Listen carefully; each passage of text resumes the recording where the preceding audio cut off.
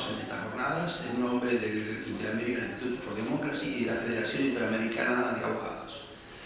El instituto fue creado hace más de 10 años con un objetivo muy preciso, que era promover los valores de la libertad y la institucionalidad en toda América Latina, y hemos desarrollado básicamente toda nuestra labor alrededor de 4 variables: la democracia y las instituciones, tal como nos define la Carta Interamericana de la OEA; el funcionamiento de la justicia, es decir, una justicia independiente que sea capaz de establecer el Estado de Derecho; el ejercicio de la libertad de prensa requerido por la Carta de la OEA como uno de los elementos fundamentales esenciales de la democracia; y uno de los temas que más nos ha preocupado es la corrupción.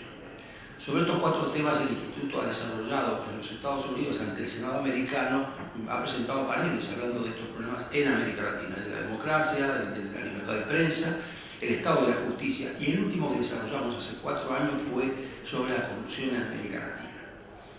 Lo que hicimos en aquel panel fue establecer una distinción, hablando de los problemas de la corrupción, pero sí viendo en qué países, además de la corrupción, había impunidad, y la corrupción en consecuencia era una cosa mucho más generalizada y mucho más peligrosa, de aquellos países que, a pesar de tener elementos de corrupción, como Costa Rica, Panamá o Guatemala, tenían justicia independiente que era capaz de perseguir a los corruptos. Esa distinción la hicimos muy claramente en aquel momento porque nos parecía importante. El candidato argentino para hablar de la corrupción en Argentina en aquel momento era el fiscal José María Campagnoli, que al último momento tuvo que cancelar precisamente porque acá se le pedía la destitución y tuvo que quedarse a defender su posición, que afortunadamente ganó.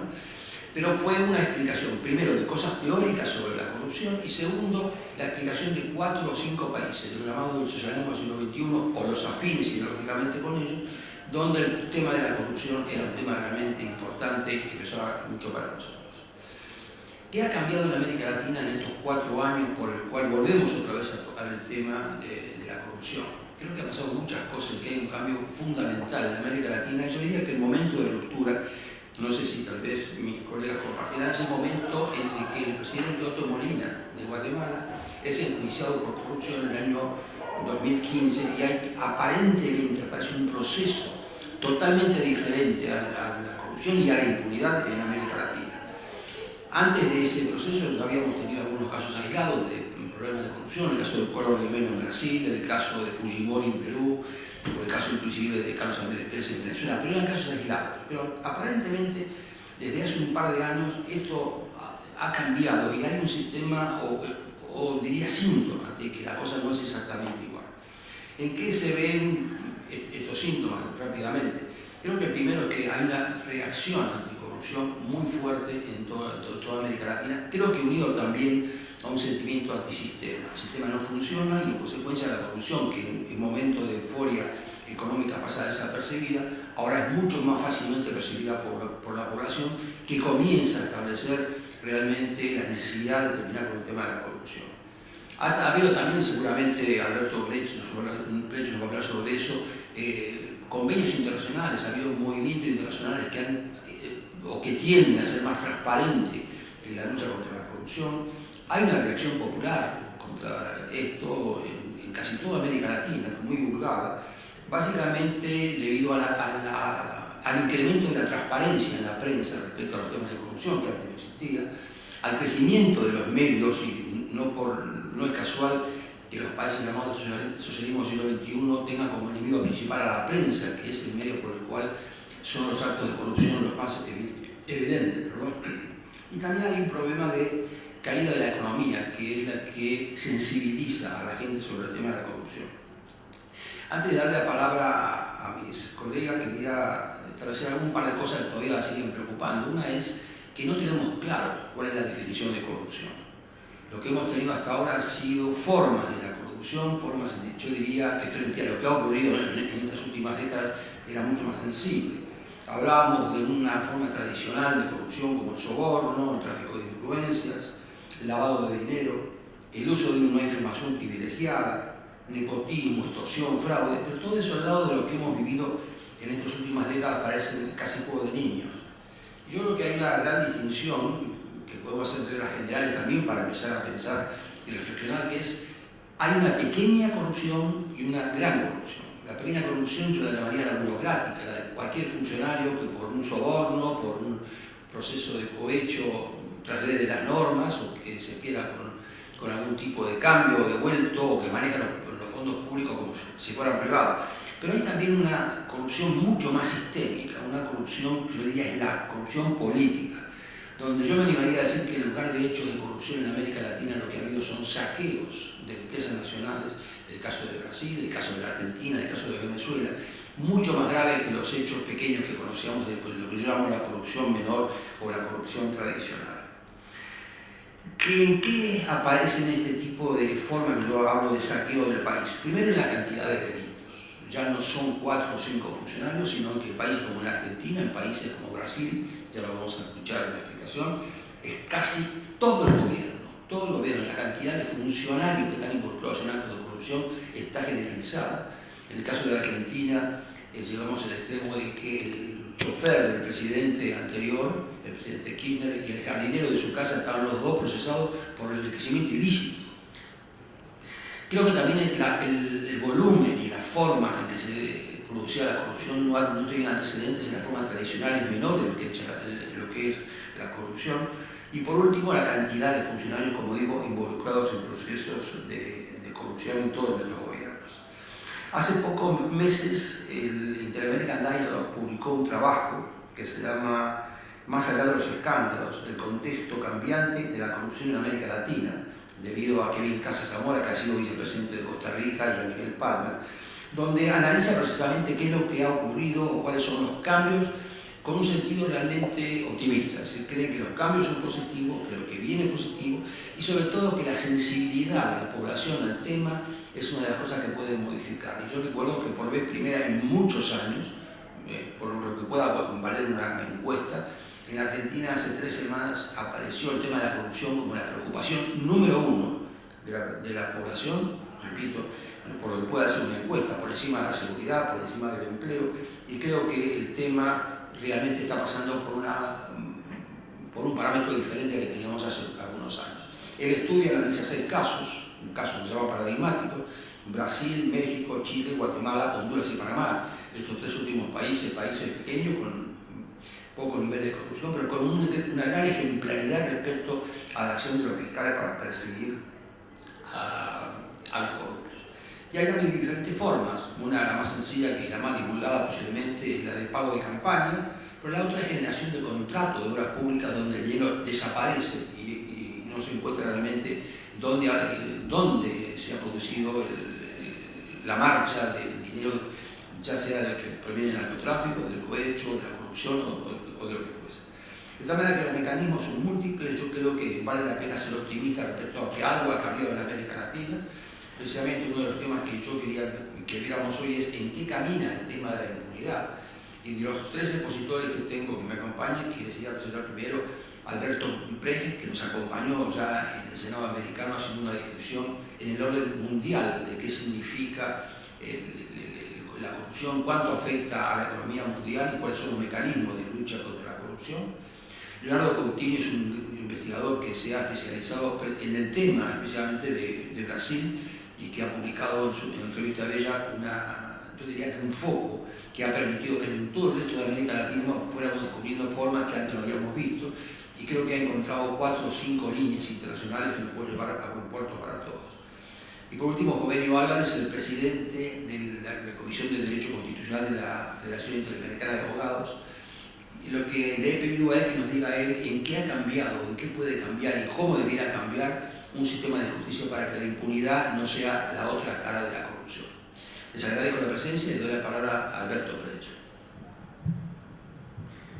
Bueno, muchísimas gracias Guillermo por esta invitación. La verdad que es un honor el compartir el panel con ustedes y poder conversar de este tema, con panelistas, además que ambos tienen, o los 3 tienen mucho que decir. Así que será, yo creo, un muy provechoso panel para todos.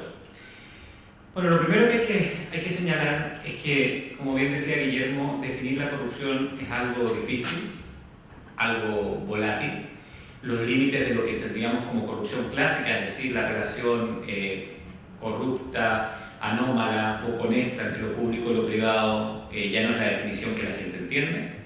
Hoy día hablamos cada día más también entre la corrupción entre particulares, hablamos de un rol importante de la sociedad civil, del empresariado también, de los estados, y en general lo que nuestras sociedades están entendiendo como corrupción es muy distinto que lo que nuestros códigos penales o nuestros jueces entienden por corrupción. Y eso sin duda provoca este clima a veces de sensación de impunidad, que voy a hablar un poco más adelante. Puede ser una sensación de impunidad a veces injustamente injusta en cuanto a se han aplicado bien las normativas legales, pero esas normas se nos han quedado en el pasado. Y si es difícil definir corrupción, más difícil es cuantificar la corrupción. Cuantificar la corrupción es casi imposible. Ustedes se imaginan que el Chapo Guzmán nos entregara su declaración de impuestos todos los años, sería un absurdo, ¿no? Hay pocos corruptos que nos han entregado contabilidad, hay casos, ¿no? El contador de la campaña de Samper tenía una contabilidad y por eso hoy día entiendo que todavía sigue en prisión. En España, pero en general los corruptos no son como nosotros que declaramos impuestos, que tenemos efectivamente los que son funcionarios públicos declaraciones de bienes, no podemos saber. Por lo cual, en general, lo que tenemos para poder medir la corrupción tiene que ver con las percepciones. Y la percepción de corrupción, y acá voy a tomar el índice que realizamos desde Transparencia Internacional, nos muestra que vivimos en un mundo muy corrupto. Mientras más rojo el país, más corrupto es percibido. Y la verdad es que podemos ver que son pocos los países que están más bien en tono amarillo o naranja.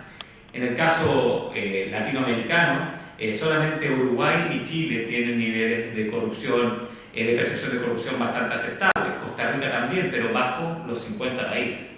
Pero tenemos países dentro del continente, como el caso venezolano, que es percibido como el 166 país entre los con más corrupción del mundo.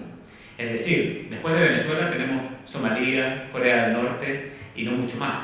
Y la gran mayoría de los países de Latinoamérica están en este rango de los 100 países con percepción de mayor corrupción. El caso argentino está en el lugar 96, en el caso chileno estamos en el lugar 24.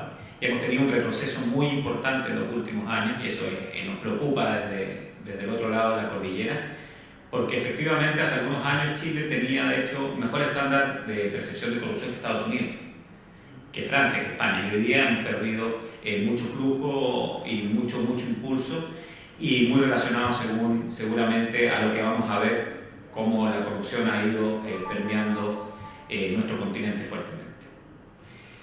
Me gustaría primero el poder tratar de medir cuál es nuestro enemigo. Como un boxeador que tiene antes que pesarse, ambos se tienen que pesar y ver efectivamente con quién tienen que luchar. Y la verdad que nuestro enemigo es monstruoso. La cantidad de ceros que hablamos en las transacciones de corrupción no nos caben en la cabeza, menos por supuesto para los que estudiamos Derecho. Es imposible entender un número con tantos ceros. Y voy a poner algunos ejemplos. En el caso de la cocaína paraguaya, de la marihuana paraguaya, producir hoy día 1 kilogramo de marihuana paraguaya cuesta $30 en origen. Ese mismo kilo se vende en Chile a $1.000. Miren lo increíble de la ganancia que se genera en este mercado.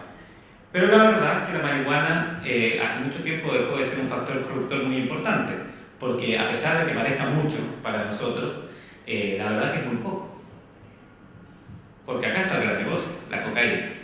Producir hoy día 1 kilo de cocaína de alta pureza, que se requieren aproximadamente 300 kilos de hoja de coca, con trabajadores pagados con $2 al día en Bolivia, en Perú o en Ecuador, cuesta aproximadamente, según las estimaciones, $385.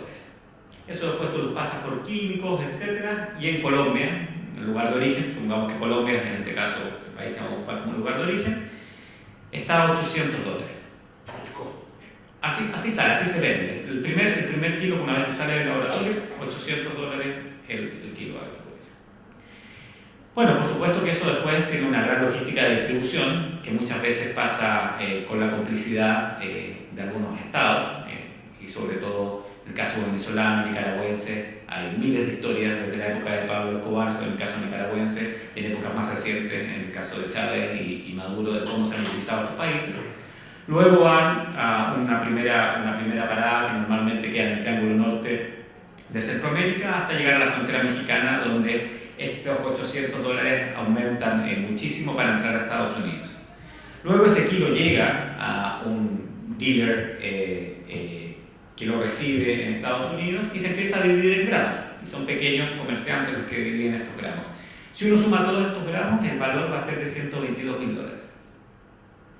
Repito la cifra porque suena casi imposible de creer. $385 lo primero que sale, $122.000 gramo a gramo vendido. Por supuesto que la logística es cara, sobre todo en la frontera México-Estados Unidos. Dejarlo en la frontera con México cuesta poco, más cuando hay complicidad en algún caso estatal. Pero cruzar la frontera, evidentemente el pago de sobornos que hay que hacer en ese caso, la complicidad con altos funcionarios cuesta mucho más dinero. Pero además, aparte de esa corrupción ligada con el narco, tenemos otros tipos de enemigos dentro de la región. La corrupción que produce el tráfico de madera, sobre todo en países como Brasil, el caso peruano, el caso colombiano, la trata de personas, tráfico de armas también. Por ejemplo, el caso de los Zetas en México es muy paradigmático. Los Zetas funcionan igual que McDonald's, con franquicias. Entonces, si tú quieres ser parte de la franquicia de los Zetas, tú le pagas un impuesto a los Zetas y vas a tener el mismo armamento que ellos tienen en Michoacán, aunque estés en Chile o estés en Argentina. Afortunadamente no hemos tenido ni en Chile ni en Argentina caso de los Zetas, pero en Centroamérica y en algunos países latinoamericanos sí. Y por supuesto que ese tráfico de armas es un tráfico muy fluido, de armas que provienen, en este caso, muchas veces desde países asiáticos o desde incluso Norteamérica. Pero lamentablemente no todo tiene que ver a lo que estábamos acostumbrados a denominar como el crimen organizado o esta alta corrupción. Hoy día los montos de la corrupción tradicional también se han elevado y seguramente vamos a hablar del caso brasilero, a montos que son comparables con el narcotráfico. Y la verdad que hay que ser muy valiente para hablar en Argentina de fútbol, sobre todo por las últimas experiencias no muy felices. Pero el caso de la Copa América es un caso paradigmático. Para la Copa América del 2016, lo que se señala que se pagó en sobornos a nuestras federaciones de fútbol fueron $35 millones. En el caso de la Copa América de Chile, $25 millones. O sea, ya no estamos hablando de una corrupción menor y además lo otro con un crecimiento increíble. Pensando que en el año 97, cuando está pagada la primera coima, el primer soborno a un funcionario de la Conmebol, fueron $100.000. ¿Cómo llegamos del año 97 al año 2016 de $100.000 a $35 millones? Es impresionante. Y hoy día nos encontramos efectivamente con números muy grandes, por distintas razones. Primero porque ha habido impunidad, han habido fracasos en la forma de luchar contra la corrupción. Y por otro lado, porque si en algo fue efectivo el continente, fue en reducir la pobreza. Y acá se produce una paradoja increíble. A mayor crecimiento, crecen las industrias formales. Hoy día en nuestros países tenemos industrias que nos enorgullecen y tú vas a cualquier parte del mundo y te encuentras con un muy buen Malbec argentino y vas a otra parte y te encuentras con un aguacate chileno y tú dices, bueno, mire cómo creció la empresa chilena. Bueno, también creció nuestro crimen organizado y creció a niveles lamentablemente incluso exponencialmente mayores a los de la naturaleza de los negocios formales. Y lo increíble, y esta puede ser una paradoja que da para tesis, que los narcotraficantes, o en general el crimen organizado, abusa de las leyes de libre mercado de una forma increíble. Son los mejores para hacer franchising, los mejores para ocupar offshores, los mejores para coludirse cuando hay que coludirse y los mejores para competir cuando hay que competir. Hay paradojas muy interesantes en esto. Así que es un fenómeno absolutamente nuevo y distinto a lo que habíamos vivido. Y por último, en este contexto, lo que nos ha golpeado a todos y que se inicia con la Operación Lavallato. La Operación Lavallato, no me voy a extender porque sin duda mi colega brasileño va a hablar mucho más de aquello, habla de un esquema de cartel que es inigualable, la verdad, viniendo de dineros aparentemente lícitos, que tienen que ver con obras públicas, de una colusión entre la política con lo que pasó con Lula y el PT, es decir, el poder político formal, con la corrupción del soborno de la obra pública. Estamos hablando que solamente en el caso de los sobornos pagados por una de estas 15 empresas, es decir, Odebrecht, estamos hablando de 268 o 280 millones de dólares solamente en sobornos. Piensen que el acuerdo reparatorio que establece Odebrecht con el Departamento de Justicia de los Estados Unidos tiene una multa de 2.6 billones de dólares. Billones, en el sentido americano. 2.6 billones, 2.600 millones. Y la estimación de un año completo del delito de fraude al fisco son 3.1 billones. Imagínense el nivel de corrupción que tuvo que tener esa empresa para pagar casi todo lo que se defraudó en un año en todos los fraudes al fisco. Y la multa era mucho mayor. Lo que pasa es que la empresa dijo, no puedo pagar una multa mayor. La multa llegaba a los 3 o 4, creo. Bueno. Entonces, vamos a recurrir a nuestro querido amigo el Chapulín Colorado, ¿no? Bueno, ¿quién nos podrá defender? Porque cuando hablamos de esto, en la seguridad y cariño de esta feria del libro, parece que tendríamos que ir al stand de autoayuda a buscar alguna solución, porque la verdad que es muy dramático. Pero hay esperanza, ¿no? La primera esperanza, hay que recuperar la confianza en las instituciones de la República, en las instituciones básicas del Estado.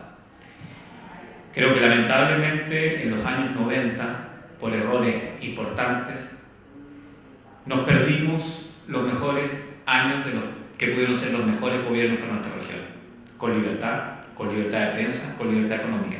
No hay nada mejor que la libertad económica, la libertad de prensa, la libertad de expresión para el crecimiento económico, que puede hacer que ese campesino no esté metido en el tráfico de drogas, sino que esté en el mercado formal, que puede hacer que ese empresario que quiere invertir en un país con alta corrupción no tenga que pagar el soborno porque puede confiar si va donde un juez, a que el juez le va a dar la razón. Así que hay que volver quizás a lo básico, ¿no? Volver a confiar en la República. Hemos tenido algo bastante favorable, como decía Guillermo, la gente reaccionó. En países como Chile hablar de corrupción era algo inimaginable. Los que nos dedicábamos a estos temas a veces nos decíamos, no, tú eres un absurdo, ¿cómo te dedicas a hablar de corrupción en Chile? Si Chile somos los ingleses de Sudamérica, esto no pasa acá. Y la verdad que, afortunadamente para los que nos dedicamos a esto, hemos hoy día, gracias a la libertad de información y otras cosas, ya este crecimiento de la corrupción, conocido más casos y la gente ha empezado a reaccionar. Hoy día los chilenos señalan como el tercer principal problema del país la corrupción. Eso es inimaginable en un país como el mío. Primero la seguridad y segundo la educación, que ha estado muy fuerte en los últimos años en el país. Pero ¿cuál es el problema? Y ahí yo creo que tenemos un gran desafío que los que creemos en la democracia liberal, que yo creo que es la única democracia más posible, no hemos sido capaces de canalizar esta indignación en la calle. Los indignados en España terminan con Pablo Iglesias, ¿ah? Los indignados en otros países terminan con peores soluciones que las que pretendían. Recordemos que una de las razones por qué Chávez llega al poder fue la corrupción de Copey y de ADECO. ¿Y en qué terminamos? Terminamos en este señor, con esa cara de inocente, sindicado por algunos como un hombre cómplice de muchos de estos delitos de los que hemos hablado. Por lo cual, de esta lección es la que tenemos que aprender. De ser nosotros los capaces de manejar estas crisis.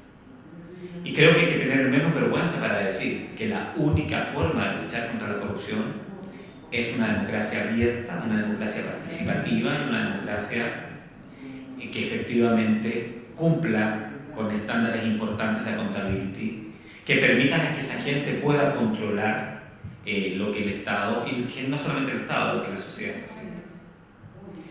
Robert Klicker tiene una forma para definir la corrupción. Dice que a mayor monopolio de la decisión, mayor discrecionalidad y menor rendición de cuentas es mayor la corrupción. Bueno, Eso es totalitarismo, eso es Maduro, eso es Correa, eso es Morales. Pero eso también, en algunos casos también, fueron otro tipo de dictaduras. Por lo cual tenemos que luchar para que la solución sea más apertura en las decisiones, más participación ciudadana real. La gente hoy día no se conforma con el voto. Menor discrecionalidad y mayor rendición de cuentas. Dejarnos de los discursos clásicos de que no podemos hacer pública determinada información por la seguridad nacional. Si en la época de la libertad de información que tenemos, con la cantidad de información que hay en Internet, la seguridad nacional vale muy poco. Yo tengo la suerte de hacer clases en la Academia de Guerra a militares chilenos. Y esta discusión es increíble, porque cuando tú le demuestras a los alumnos que no hay ningún riesgo para la seguridad nacional, que tú digas cuánto gana un militar o cuánto se está invirtiendo en armas, y no te lo saben explicar, no te pueden explicar porque hay mayor riesgo. Entonces tenemos que ser capaces de generar esta apertura. ¿Para qué? Para tener una democracia de calidad, que tenga apertura, participación, responsabilidad, eficacia, coherencia. Es la única forma. Si no, y voy a volver un poco atrás, tiempo vamos a tener indignación y vamos a volver a tener personajes como estos.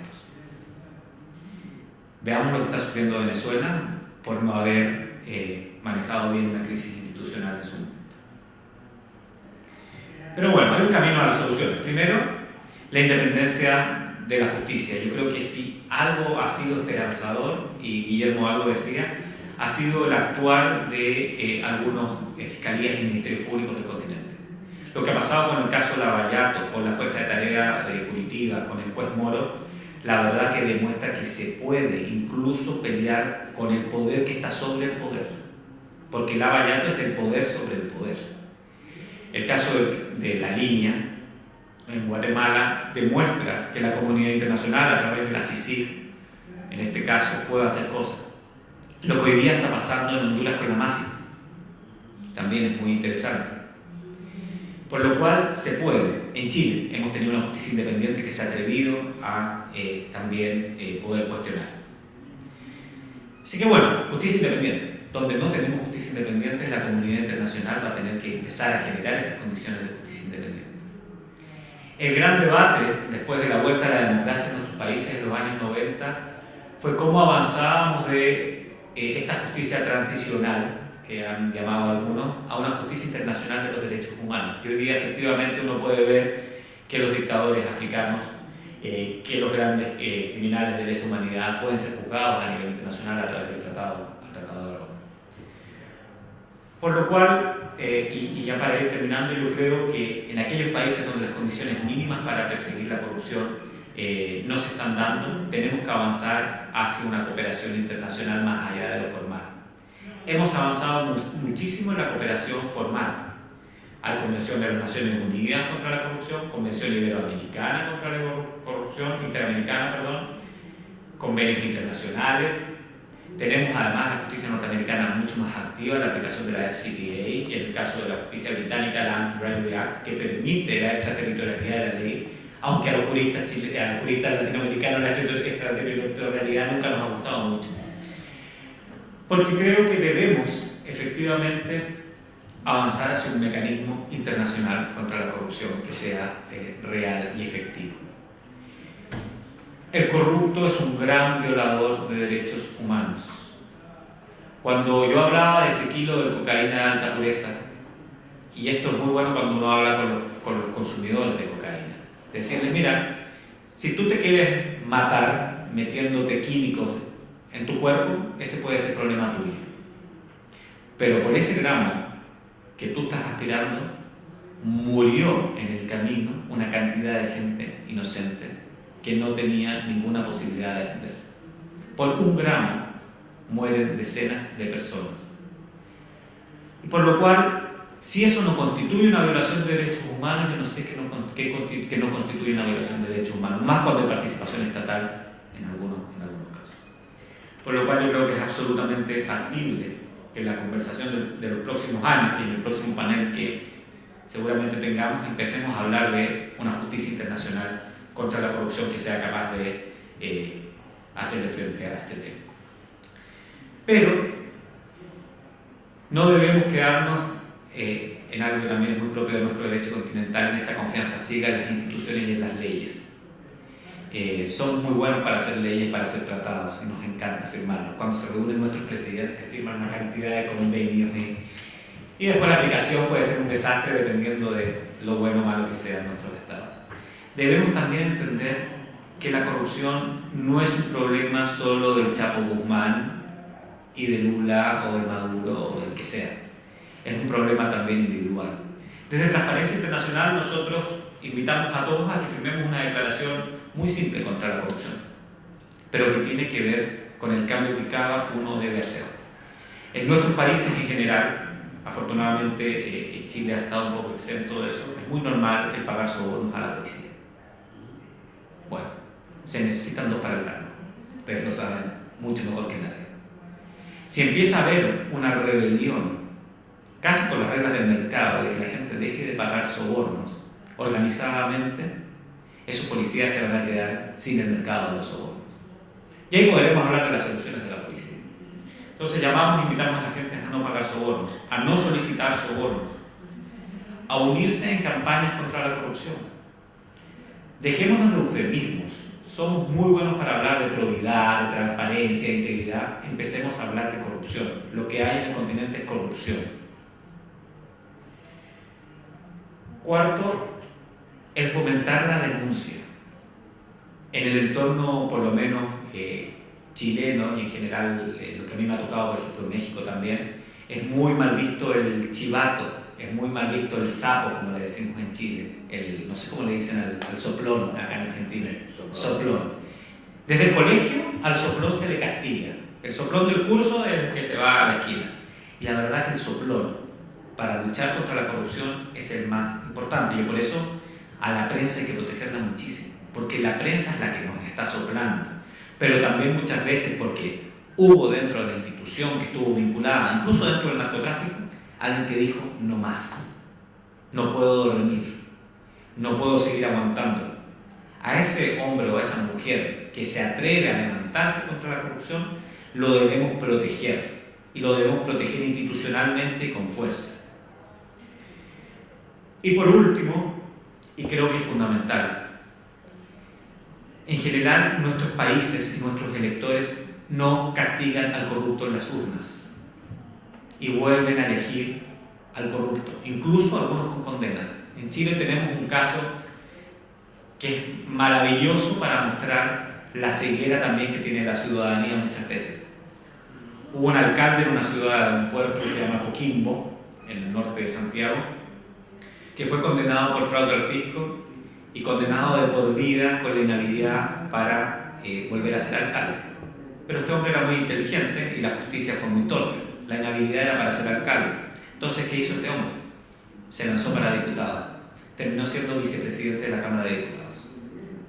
Ejemplos como ese nos pasan muchísimas veces. Cuando yo veo las encuestas de Brasil y veo que Lula tiene posibilidad de volver a ser presidente, digo que nuestra ceguera es una ceguera profunda y también ciudadana. Así que no solamente es problema de las instituciones, sino también el problema de cada uno de nosotros. Bueno, espero que esto nos sirva para dar el contexto a lo que sigue de conversación y que nos pueda servir para este día. Muchísimas gracias. Gracias, Alberto. Lo que me ha dejado es una cantidad de preguntas para cuando terminemos de escuchar los dos expositores.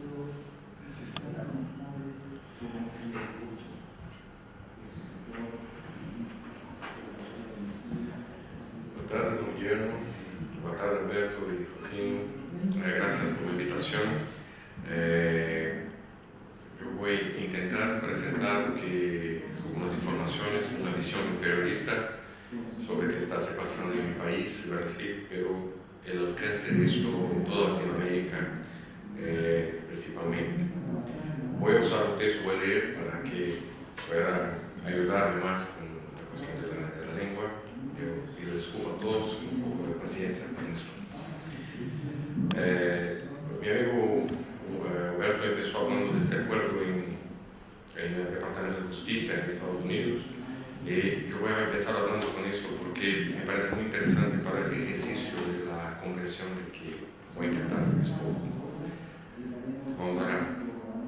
El caso de soborno internacional más grande de la historia está comentar fue la definición presentada por el Departamento de Justicia de Estados Unidos después de un acuerdo judicial firmado entre la empresa brasileña Odebrecht y las autoridades americanas a pocos días antes de las fiestas de Navidad del año pasado. Creo que todos ustedes ya conocen las cifras involucradas en esto, pero voy a permitirme revisar junto a ustedes estos hechos, porque las informaciones que llevaron a las autoridades de Estados Unidos a hacer la definición tan radical son muy importantes para lo que vamos a tratar en esta tarde. Los ejecutivos de Odebrecht reconocieron pagos, sobornos, coimas de $1.000 millones en 12 países. En Latinoamérica están 10 de estos países, ¿no? Son Argentina, Colombia, Ecuador, Guatemala, México, Panamá, Perú, República Dominicana y Venezuela, y también Brasil, donde todo se empezó. En África están 2 países que son Mozambique y Angola. En este país, Argentina, donde estamos, según la confesión de Odebrecht, fueron pagos 35 millones de soborno durante el gobierno de la presidenta Cristina Kirchner. En Colombia, el presidente Juan Manuel Santos quedó seriamente involucrado tras una revelación que mostró que la empresa brasileña realizó pagos de 2 millones para la campaña presidencial de Santos. Los chavistas de Venezuela fueron aquellos que recibieron la mayor cantidad de dinero ilegal. Según este mismo informe, durante los gobiernos de Chávez y Nicolás Maduro, 98 millones de dólares fueron robados del pueblo venezolano por medio de contratos inflados. Una de las principales estrategias para cometer estos actos de corrupción en Latinoamérica. En febrero, las autoridades de Panamá detuvieron a los socios de la principal oficina jurídica que se dedicaba al registro de offshores de aquel país, Jürgen Mossack y Ramón Fonseca Mora. El arresto fue consecuencia de esas investigaciones empezadas en Brasil. Odebrecht reconoció pagos de 59 millones de dólares en Panamá, pero cuando arrestado, uno de los dueños de la oficina se quedó muy rabioso y le dice ser víctima de una injusticia. Ramón Fonseca Mora dijo a los periodistas que las coimas pagadas por Odebrecht en Panamá y a partir de Panamá sobrepasaban el billón, 1.000 millones de dólares. Debe recordarse que Fonseca Mora fue ministro consejero del actual presidente de Panamá, Juan Carlos Varela. Esto significa que más que dueño de un bufete de abogados especializado en registros de empresas offshore, Fonseca Mora hacía parte del núcleo político del país. Lo que dijo Fonseca Mora podría ser apenas una afirmación para crear confusión, pero también podría ser una indicación que el acuerdo judicial de Odebrecht en Estados Unidos no había presentado la real dimensión de lo que los americanos llamaron el caso de soborno internacional más grande de la historia. Nadie dudaría que estas palabras realmente apuntaban a la existencia de una red de corrupción con dimensiones continentales, capaz de involucrar líderes políticos de 2 continentes y una docena de países. Todo ello sumado con valores y montos de sobornos jamás conocidos. Pero hace un par de semanas, la revelación del contenido de parte del conjunto de 77 colaboraciones judiciales firmadas por ejecutivos de Odebrecht con la justicia de mi país, Brasil, permitieron conocer un cuadro más asombroso. Odebrecht reconoce por medio de uno de estos ejecutivos que fue responsable por el pago de 3.3 mil millones de dólares en coimas entre los años de 2016 y 2014, más que 3 veces el valor reconocido frente a las autoridades de Estados Unidos. Es tan grande el monto que supera el bruto interno de 33 países pequeños como Guyana y Belice, por ejemplo. El contenido de las confesiones de los involucrados en estos crímenes revela el grado de metástasis de la corrupción en Latinoamérica. El Salvador, por ejemplo, surge como un ejemplo de la más pura injerencia y corrupción generalizada. El presidente Mauricio Funes fue electo en 2009 como parte de un proyecto personal del presidente de Brasil, Luiz Inácio Lula da Silva.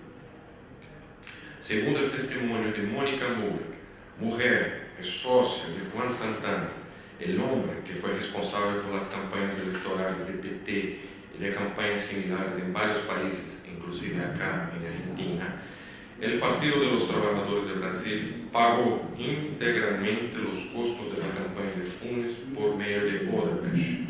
A Lula no le gustaba el hecho de después de 20 años de democracia en El Salvador, la izquierda nunca había vencido elecciones presidenciales. La señora Moura dice que en todos los países donde trabajó, excepto acá en Argentina y en República Dominicana, los costos de las campañas fueron pagos por Odebrecht. Eso significa que en Venezuela, las elecciones de Chávez en 2012 y de Nicolás Maduro en 2013 fueron abastecidas con plata de la corrupción.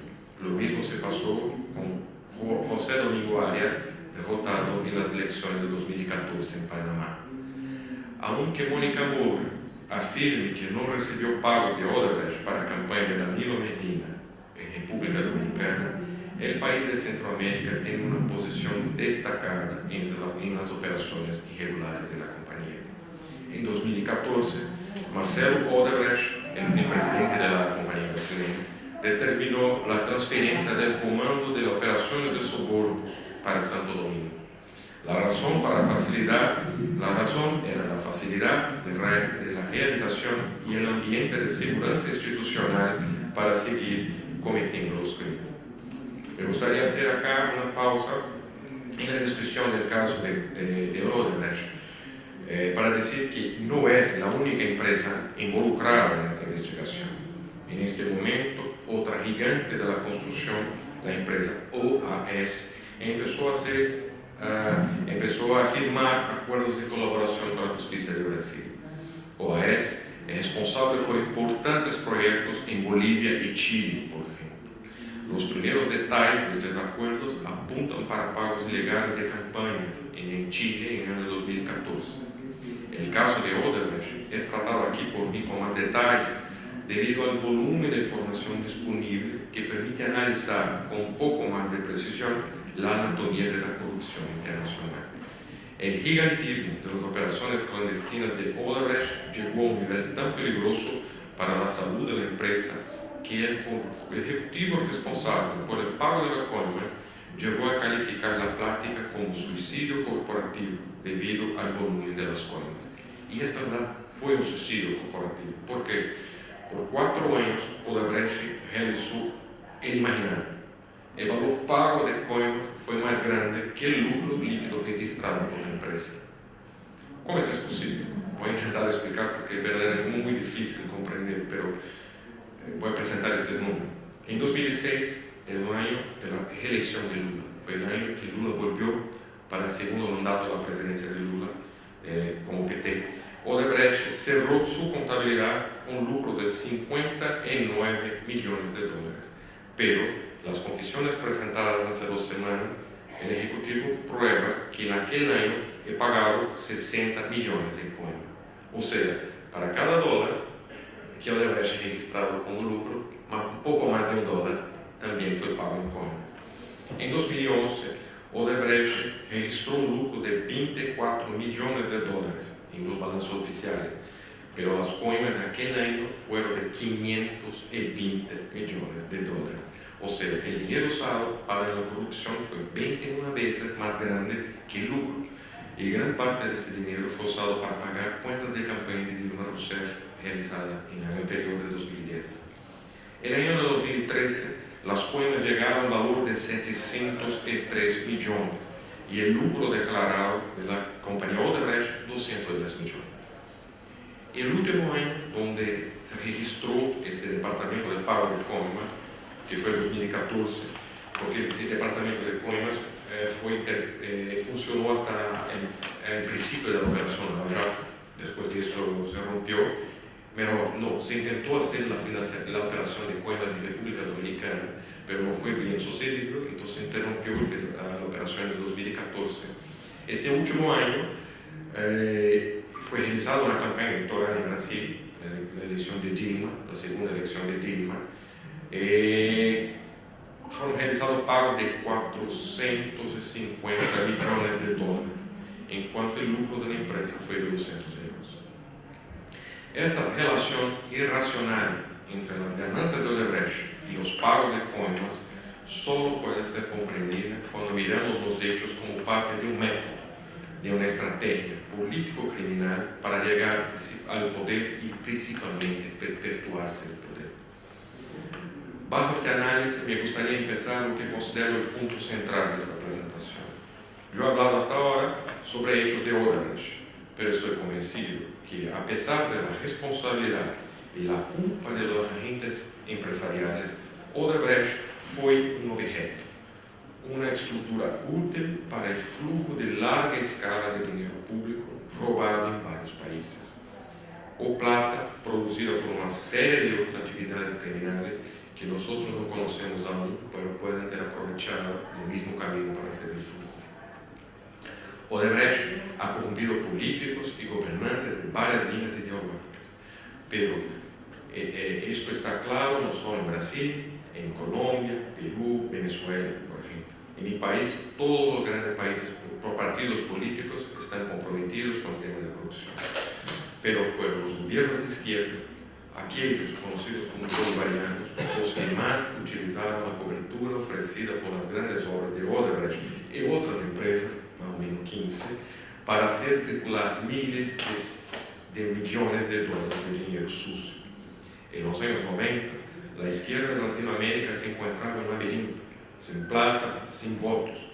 Cuando Chávez llega al poder en 99, empezó un movimiento de cambio. Las izquierdas de varios países trabajaron juntas para hacer plata, pero más do que eso, inventaron un método para hacer dinero justificado y el origen con robo ideológico, un tipo de crimen moralmente justificado por estos agentes.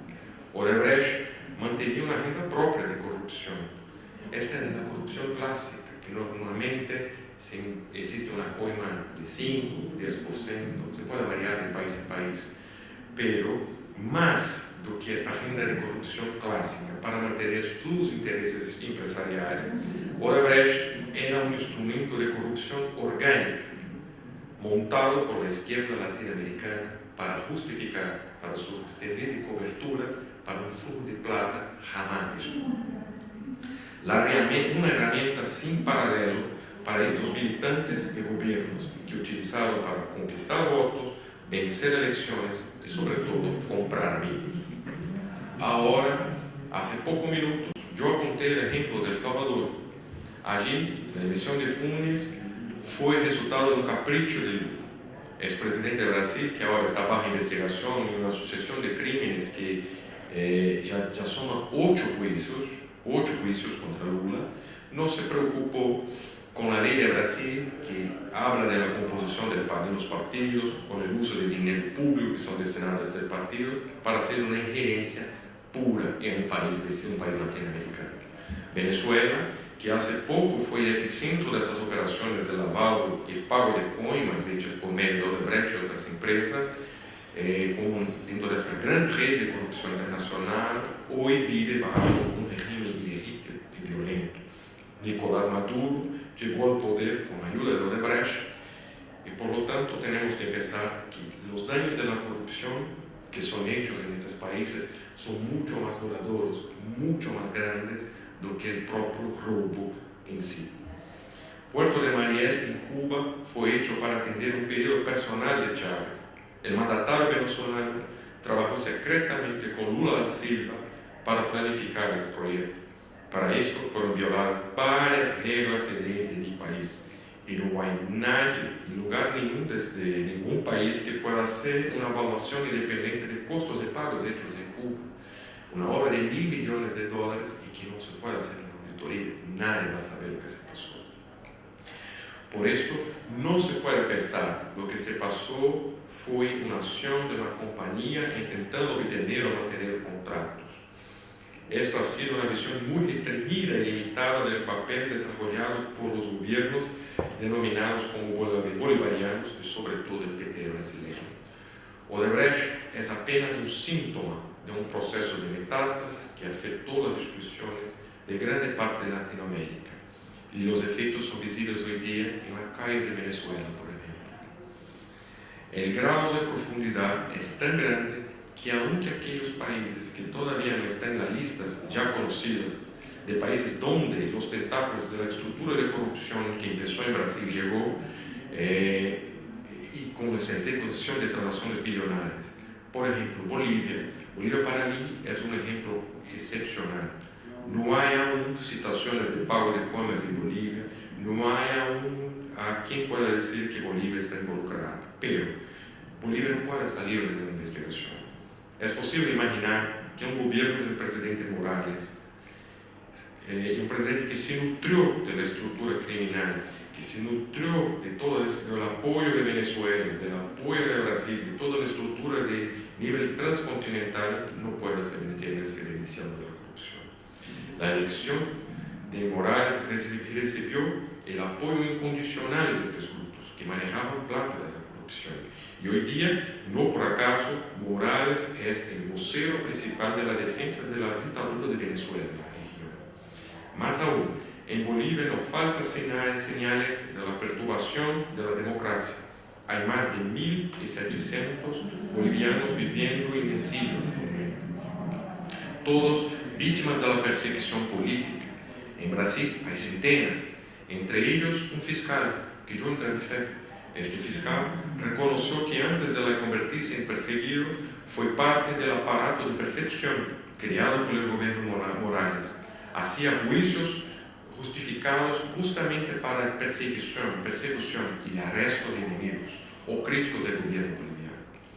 Los efectos de la corrupción y la impunidad son más dañinos y duraderos que se puede mirar en el presente. La destrucción de un país entero, como se sucede en Venezuela, el total descalabro económico e institucional que se pasó en Argentina, acá, en las manos de los Kirchner, la debacle de Brasil, que en los últimos años de PT llevó al país a la falencia, no están desconectados. Son frutos de gobiernos contaminados por este proceso de corrupción como instrumento de enriquecimiento personal, mas sobre todo de gobiernos que sirven de cobertura para actos ideológicos y criminales. Llego al fin de esta presentación con invitación. Nosotros tenemos que mirar estos casos de corrupción no más como hechos isolados o de agentes privados. Permítanme sugerir un cambio. Estos miles de millones de dólares que no se quedaron solamente en las manos de empresarios o corruptos clásicos. Lo que se pasó fue una acción organizada y planificada para toda la región. El combate necesita más que el fin de la impunidad. Eso es fundamental, claro, pero es necesario actuar directamente para solucionar daños institucionales. Solamente en un arreglo en las instituciones de Latinoamérica se puede garantizar la democracia. ¿Por qué pienso así? Como mi amigo de Chile habla, la corrupción que se encontró en Brasil por medio de Lava Jato no es más la corrupción que es muy propiamente llamado de clásica. Yo he llamado toda esta charla de coimas, pero lamentablemente yo no creo más en coimas. Yo creo en un gran volumen de plata transitando por medio de una estructura, una enorme estructura de lavado, y que esta plata es servido para dañificar, para destruir institucionalmente los países, porque solamente con la destrucción institucional se puede garantizar la permanencia de esta misma estructura. Si nosotros no tenemos fiscalías fuertes, como gracias a Dios ahora estamos en Brasil, si no tenemos jueces independientes, como tenemos ahora en Brasil, se probar en Brasil y hay en otros países también, pero estos jueces fiscales hay que ser protegidos como también están los delatores, hay que ser protegidos y fortalecidos. Y por fin pienso que si nos citamos, por ejemplo, Lula tiene 30% de intenciones de voto en Brasil, el pueblo todavía no logra mirar que todo lo que se pasa por medio de agentes que no más hacen la corrupción de pequeño porte. Por ejemplo, cuando el 30% de la gente de Brasil habla que puede volver a votar en Lula, es porque el daño institucional es muy fuerte. La gente no es capaz de perceber que la estructura criminal está llegando hasta ellos a un punto de que no pueden mirar más allá de los problemas personales o de la ayuda que el Estado puede ofrecer. Por fin, yo pienso que no llegamos al fin del pozo con los datos de corrupción en Brasil. Estos números acá apuntan que nosotros vamos muy más allá de la corrupción política. Es probable que nos quedemos sorpresos que dentro de esa estructura de corrupción pueda estar otros niveles de lavado de plata que pueden involucrar crímenes comunes. Se puede llamar crímenes comunes como narcotráfico, terrorismo, entre cosas, porque el volumen de plata involucrada va mucho más allá de la corrupción que se puede llamar de COE.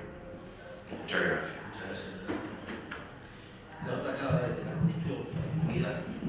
Bueno, después de haberme enterado acá entre los colegas que de la situación de la corrupción es mucho más grave en cuanto al detalle de lo que me han contado ellos, ¿no es cierto?, de la visión nuestra, que la miramos de una visión del derecho, quiero mencionar un antecedente sobre la Federación Interamericana de Abogados.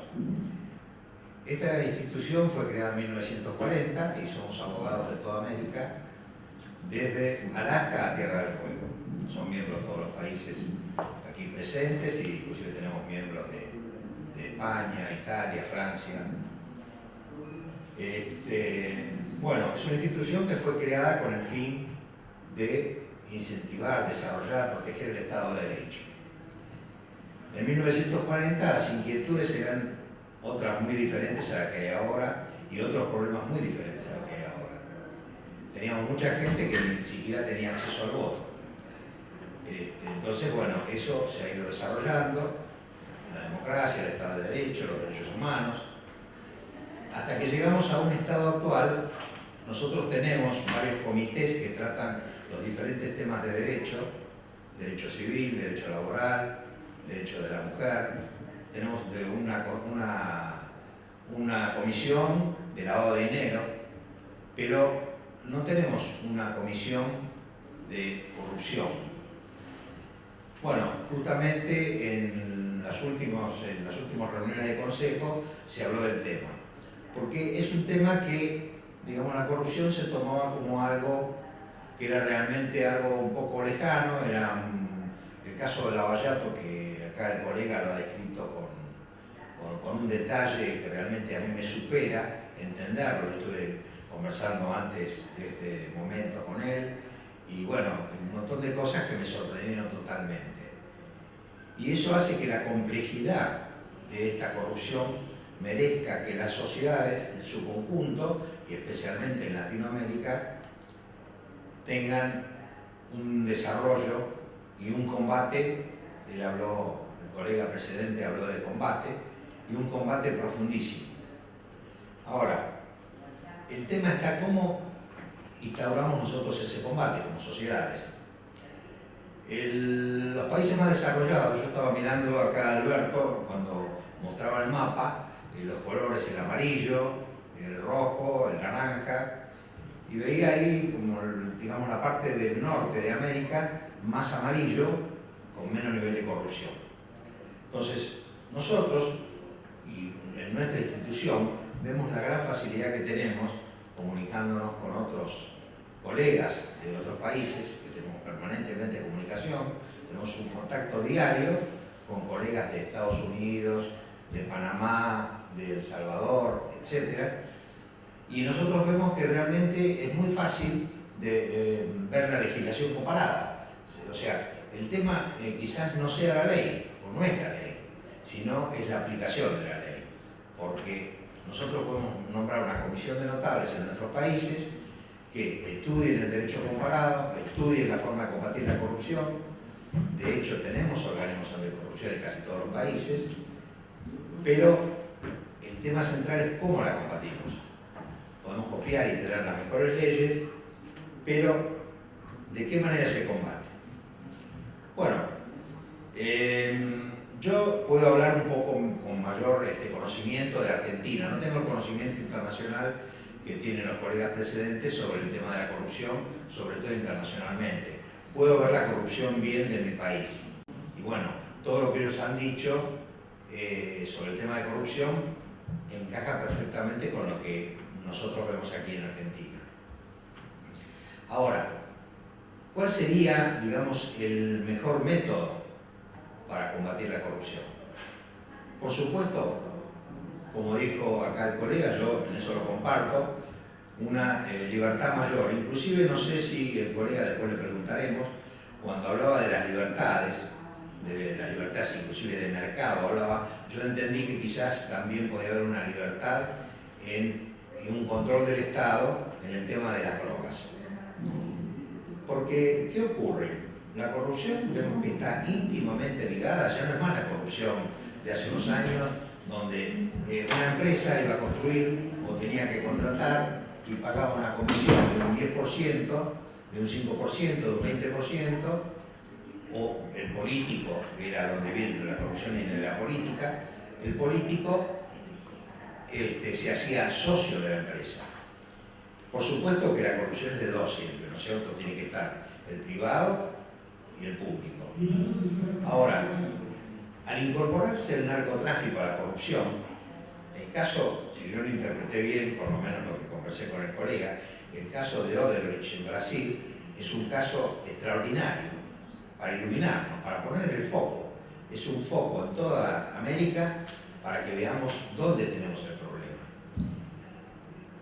Es un tema tan importante que nosotros vemos que ahí, por intermedio de una empresa que quizás empezó haciendo un tema de corrupción, de construcción, un tema comercial, un tema político, yo te doy este contrato, vos me das tanto de comisión, terminó siendo un medio para que traficantes de armas, traficantes de personas y narcotraficantes ingresen en el sistema.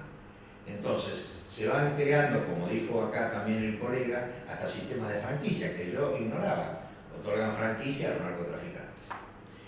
Y el narcotráfico, yo en esto quiero ser bien claro, porque a veces uno no lo tiene en cuenta. El narcotráfico tiene dos elementos fundamentales, que son dinero sin límite, no tiene límite para el dinero. 100 millones, 500 millones, 1000 millones, 2000. Yo leí un caso de un narcotraficante hace poco que salió en un diario que le revisaron la cama y abajo de la cama, ¿no es cierto?, fue la DEA, y abajo de la cama tenían 500 millones de dólares. O sea, no hay límite con el dinero. Y el peor es la vida. Ellos no tienen un valor la vida para ellos. Entonces, ¿cómo hace uno para combatir el narcotráfico con esos dos grandes elementos que tiene el narcotráfico? El dinero sin límites y la vida.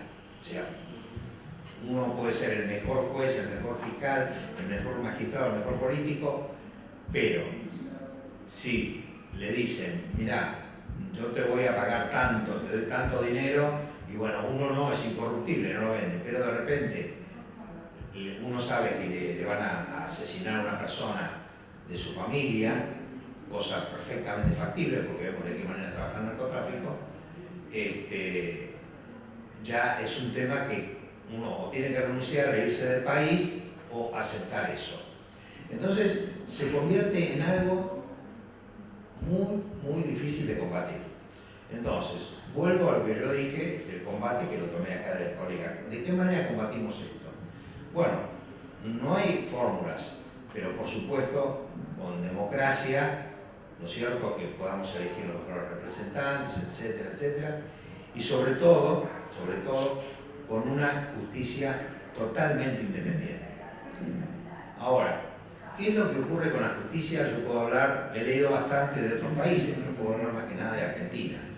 Nosotros en Argentina los jueces los elegimos, salvo la Corte Suprema, que lo elige el presidente y le da el acuerdo al Senado, los elegimos mediante un sistema que aquí se llama Consejo de Magistratura, en las provincias hay muchas también, pero puede tener otras denominaciones. Entonces, existe un Consejo de la Magistratura. ¿De qué manera podemos trabajar en el Consejo de la Magistratura, que es el que va a nombrar a los jueces? El Consejo nombra a los jueces, audita a los jueces, administra a los jueces y remueve a los jueces. Tiene unas facultades enormes. Eso no está suficientemente difundido a nivel, digamos, público. Es una cuestión que mucha gente la ignora. Y entonces la gente tiene que tomar conciencia de eso. Para eso que hace falta una gran difusión.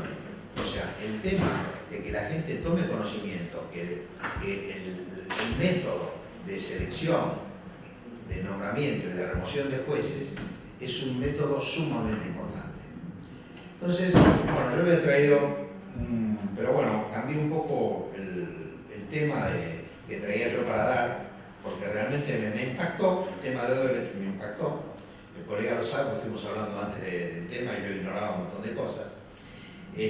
Yo quiero terminar mi exposición con los temas que yo ya dije y que creo que son la solución o el comienzo de la solución.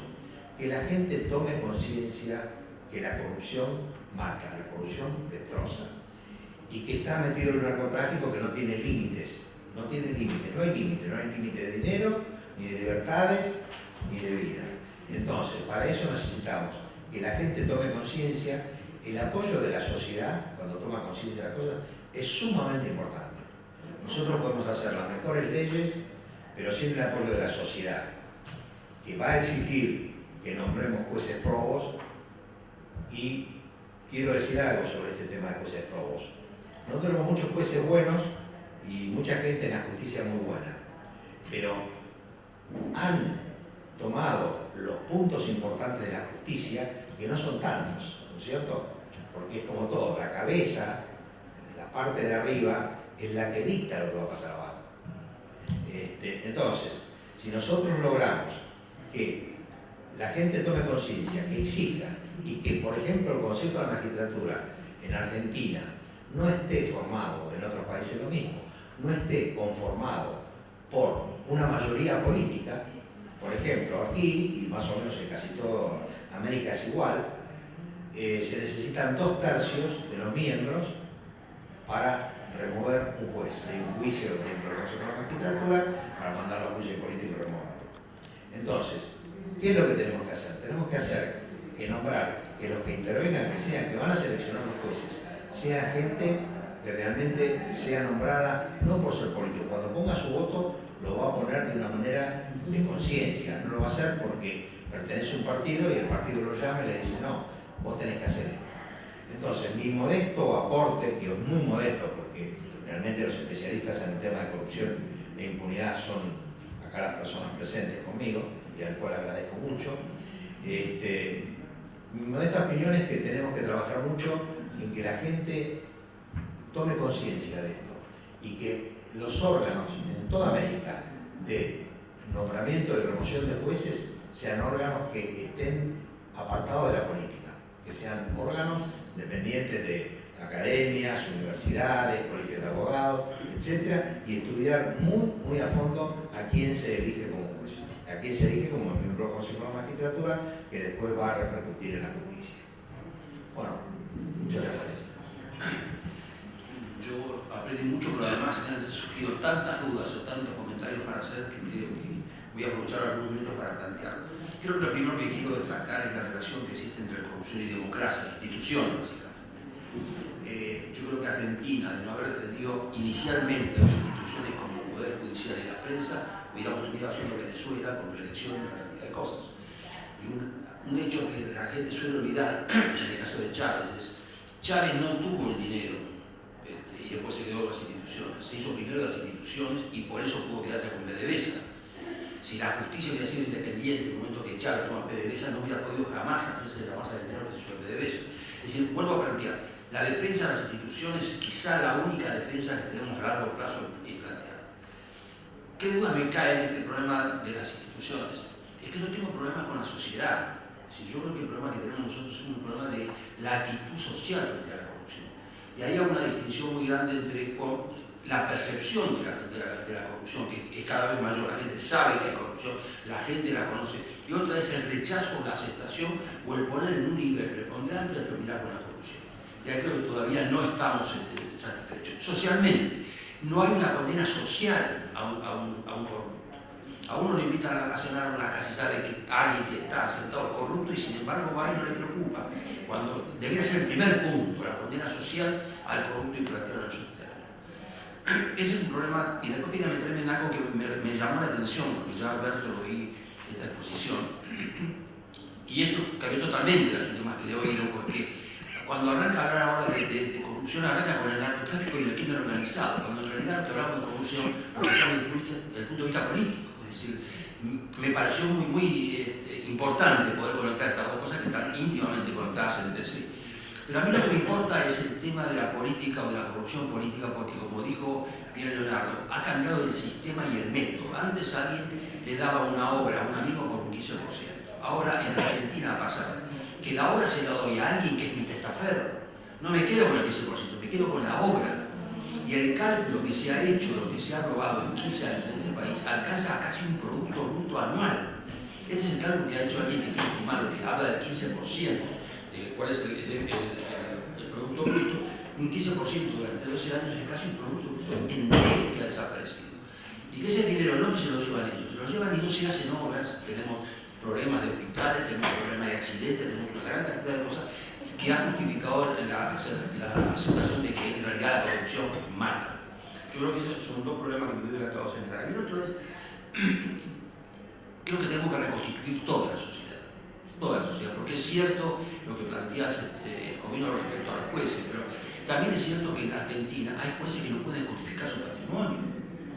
Es un problema muy serio. Hay policías, como lo hemos visto el otro día, el jefe de policía está preso por corrupción. Si el sistema está tan imbuido que yo creo que si no empezamos de a poco a rescatar, y ahí me parecía oportuno plantear algo acerca de lo que dijo Alberto. Hace un par de meses tuvimos una reunión con Felipe Calderón, que es el presidente de México, en Nueva York, en una mesa donde él explicaba un poco, y hicimos la pregunta clásica: ¿por qué no pudo con el narcotráfico? Entonces dijo una cosa muy importante. La pregunta fue: ¿por qué Colombia pudo y ustedes no pudieron? Y dijo: porque en Colombia la sociedad civil reclamó que terminara el narcotráfico y en México no lo hemos conseguido. Y la otra aclaración que me pareció importante fue lo que él dijo: no hay un problema de narcotráfico, están equivocados, es un problema de narcoestado. Porque el problema que tengo en México es que el gobernador de un estado está incluido en el narcotráfico y están metidos los funcionarios. Y cuando yo quiero tener a alguien a que venga a luchar contra el narcotráfico, no puedo, porque no puedo pagarle lo que le paga el narcotráfico, no puedo garantizar su seguridad individual, como vos decías. Y el tema para mí es mucho más grave. Entonces yo soy optimista porque creo que hemos avanzado en los últimos años respecto a una cantidad de cosas. Y sobre todo, a pesar de que hablamos del caso de Brasil, del caso de Argentina, creo que a mí lo que me ilusiona es lo que pasó con los países chicos. En Honduras, en Costa Rica, en Guatemala, en El Salvador, con Funes, han aparecido presidentes que hoy están procesados, presidentes que estaban fugados, un ex candidato como Figueres en Costa Rica, que no solamente estaba procesado, sino que además se exilió de su país hasta que caducara y prescribiera el delito, y después volvió a ser candidato, no pudo ganar. Yo creo que hay una reacción que veo que es mucho más difícil en los países grandes, como en el caso de Argentina o en el caso de Brasil. Es decir, mi ilusión viene porque las cosas están cambiando. Las cosas están cambiando. Y lo que hay que hacer es no solamente desalentar a los corruptos, sino alentar a aquellos que están dando la batalla en materia de seguridad, en materia de corrupción y de narcotráfico.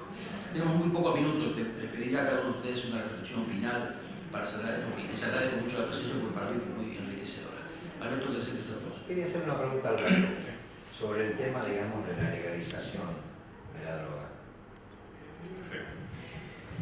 A ver, lo primero que hay que señalar que cuando no existe poder formal, el poder se genera de otra forma. Si yo hoy día, o cualquiera de nosotros va seguramente a Sinaloa, Culiacán, y hace una encuesta de cuál es el personaje más querido va a ser el Chapo Guzmán. Porque el Chapo Guzmán, ¿cómo fue Escobar? ¿Por qué? Porque representan al Estado. Si hay algo en que los narcotraficantes gastan es en public relations. Parece ridículo, pero gastan una cantidad de dinero en public relations impresionante. Entonces eso es lo primero. O sea, y ahí la ausencia del Estado es la que permite aquello. Y ahí volvemos a lo clásico, como decía en mi presentación. Necesitamos instituciones básicas, reconstruir instituciones básicas que damos por instaladas. O sea, no por tener un gobernador, como decía el presidente Calderón, bajar, por supuesto, que haya institucionalidad, al revés. La frontera, y Lavallato demuestra eso, entre el crimen organizado y la corrupción política se cruzó. Y yo creo que ya, y por eso el cambio de la presentación. porque en los 2 últimos o 3 últimos años nos hemos dado cuenta que ya no podemos hablar de crimen organizado y de corrupción política, sino que tenemos que hablar de crimen organizado con corrupción política o viceversa. Lo otro que creo que es fundamental, y acá hay que decirlo, la solución no es que se vayan todos. En todos los países donde se aplicó esa solución fue peor el remedio que la enfermedad. Y yo también estoy muy expectante a lo que ha pasado en el caso guatemalteco y lo que está pasando en el caso hondureño, pero creo que, ocupando un anglicismo, es too close to call. Porque, sobre todo en Guatemala, la destrucción fue tal del sistema de partidos políticos que hoy día el presidente Morales puede caer mañana, puede caer en 2 años más y quizás que viene después de él. Entonces hay que tener mucho cuidado porque a veces estos procesos de cambio son como grandes avalanchas que no dejan nada en pie. Y la verdad que yo estoy seguro, que además, en lo personal, conozco a funcionarios públicos argentinos, brasileños, guatemaltecos, hondureños, chilenos, que son absolutamente honestos. Y cuando tú tomas el discurso de que se vayan todos de la intervención total, esos honestos también caen. Entonces hay que cuidarlos, hay que protegerlos, como decías tú. Bueno, respecto al narcotráfico, es una pregunta muy difícil, pero que me encanta responder. Hoy día en Latinoamérica se está produciendo la mitad de hoja de coca que la que se producía hace 10 años. Sin embargo, el nivel de narcotráfico ha aumentado. Entonces tú dices, bueno, acá hay un absurdo. Se produce menos materia prima, pero tienes más cocaína. Porque la verdad que el problema no estaba en la erradicación de los campos de cocaína, y eso se sigue haciendo. El problema tampoco estaba en la militarización.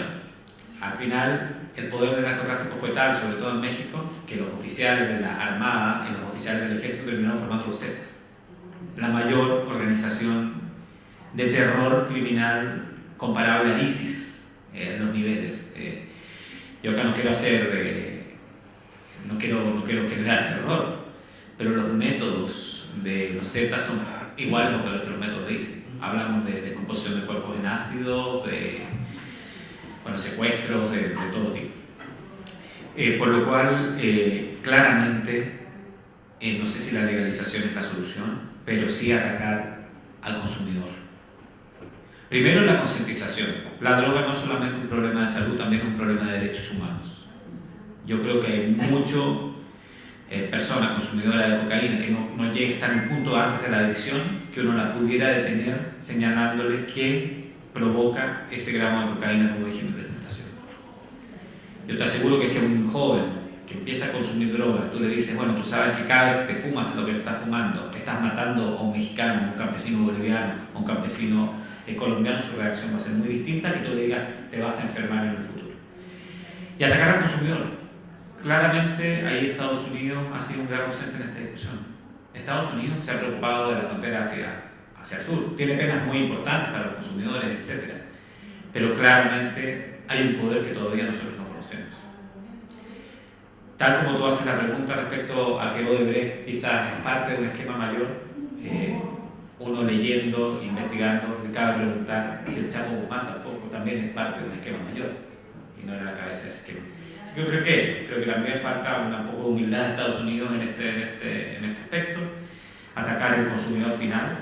Y creo que el tema de la legalización requeriría un consenso mundial para que pudiera funcionar, un consenso mundial que no vamos a tener por razones hasta culturales por los países islámicos, por ejemplo.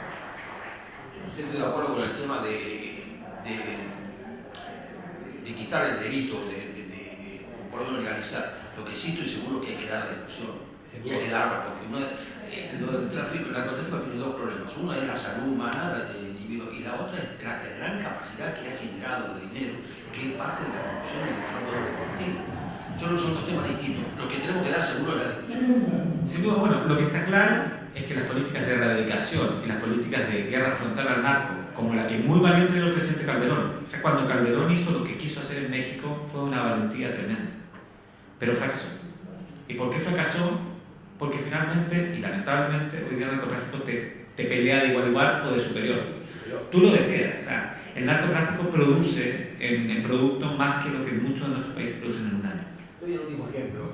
Hace unos días se produjo un asalto en Ciudad del Este, donde la gente que asaltaba tenía mucho mejor equipamiento que todo el ejército de los que podían defender. Tienen un minuto para cerrar, ustedes 2. Bueno, perdón. Sí. Bueno, yo quiero cerrar con aunque me quedo con una gran incógnita sobre cuál es la solución, ¿no es cierto? Pero creo que lo que podemos hacer, que no será la solución, lo que podemos hacer es educar a la gente, educar al consumidor, educar al pueblo, educar a todo el mundo, los medios.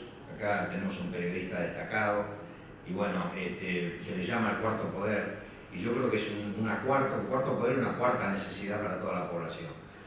Tenemos la necesidad imperiosa de educar a la gente sobre lo que significa, digamos, el hecho del consumo de drogas, el hecho de nombrar jueces, el hecho de la corrupción y el hecho de que los países van a vivir mejor y van a progresar cuando acatamos la ley. Tenemos buenas leyes, pero esas leyes las cumplimos a rajatabla. Para eso hace falta muchísimo trabajo de los medios de comunicación y decisión de los políticos. Nosotros como sociedad tenemos que difundirlo entre nosotros mismos, los que estamos aquí, los que vayamos conociendo, los que vayamos hablando y difundiendo, que tenemos que difundir esto, que el pueblo es el único, el voto popular es el único que nos va a sacar de esto, que va a llevar muchísimos años. Eso es más o menos mi conclusión. Muchas gracias. Me gustaría comentar tres cosas que hablamos al fin. La corrupción mata. Cuando habla que la corrupción mata, yo tengo acá un número de mi país, de Brasil, que todos los años son muertos 60.000 personas en mi país solamente por armas de fuego. Las autoridades policiales hablan que 70% son muertos en conexiones a crímenes de narcotráfico, peleas por narcos y todo, y crímenes asociados al narcotráfico. 42.000 muertes al año. Cuando un usuario de cocaína cree que aspirar a aquel único gramo es una actividad, es un acto personal, individual, que es justificativo que muchos grupos de lobby hacen para la liberación de la droga, no se olvidan de estos números, se olvidan de esta gente que muere en el proceso. Hablamos mucho de Lava Jato y no sé si ustedes saben, pero Lava Jato empezó con una investigación de narcotráfico. Las redes de narcos usaban la misma estructura de lavado de dinero que después más adelante se descubrió que era la estructura de lavado de dinero de Lava Jato. Entonces miramos acá que la corrupción orgánica de los políticos, la corrupción y el narcotráfico caminan por la misma senda. Se ha hablado de robo de Ciudad del Este. La organización que he hecho es de mi país, el PCC, que el año pasado ha realizado un asalto más largo, mucho más grande que Paraguay, que hace 10 años ha realizado el más grande de la historia de mi país con 120 millones. Entonces, el PCC maneja el 60% del narcotráfico en el país. Y por fin, voy a intentar responder una pregunta. ¿Por qué Chávez? ¿Por qué la sociedad venezolana no impidió Chávez de hacer lo que hizo en el inicio del gobierno? Porque en aquel momento la sociedad venezolana daba legitimidad para que Chávez hiciera lo que quiera. Chávez surge en ese ambiente de que se vayan todos. Y la desgracia que Chávez llegó haciendo promesas de cambio, haciendo promesas de una revolución en el país, y hizo una revolución de acuerdo con los moldes de la revolución del siglo XXI, no una revolución que el pueblo necesitaba. Y el país progresó con gran producción de petróleo, gran nivel de educación, una buena localización geográfica, hoy está a la puerta de una guerra civil o un golpe. Como una tradición democrática en su momento. Exacto. Entonces, yo tengo un miedo muy grande que en Brasil hay hoy día este ambiente, que se vayan todos. La estructura partidaria está toda comprometida, está toda destrozada y la gente cree que se vayan todos mejor, pero siempre que se surge peor. Evo Morales ha llegado al poder en estas condiciones, de cierta forma, Correa llegó, también de cierta forma los Kirchner llegaron acá, Ortega. Entonces, hay que fortalecer la sociedad y pensar que el cambio, la revolución que siempre se cree, puede ser la verdad el inicio de una destrucción. Entonces, nosotros tenemos que pelear por eso, porque la manutención de la democracia y los cambios democráticos no se pueden hacer de esa forma. Gracias, muchas gracias. Muchas gracias. Creo que, aparte de la calidad de la mesa, lo mejor es que hemos terminado a tiempo, lo que era un gran requisito. Muchas gracias a los tres por la charla.